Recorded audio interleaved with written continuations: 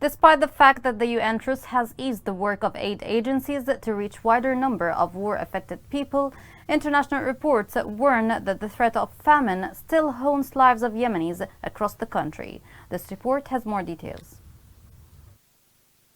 The temporary truce in Yemen has eased some hardships. However, the country is still facing a dangerous food crisis in which 19 million people are going hungry, as UN officials said.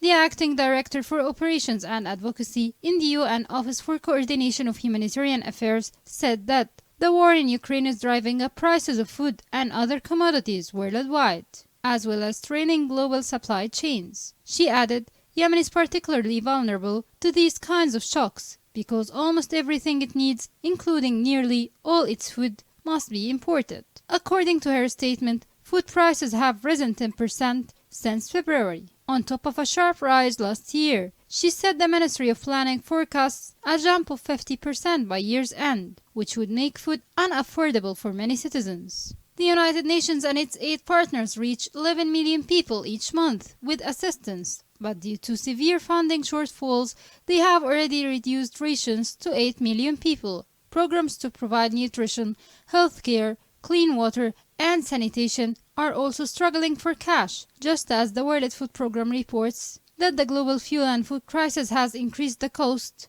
of its Yemen operation by a staggering $30 million a month. Higher food prices will push more people into the brutal circle of hunger and dependence on humanitarian assistance. For Yemenis, the timing couldn't be worse. As families try to put food on the table, they are being hampered by the knock-on effects of a serious escalation in fighting alongside the continuing deterioration of the economy.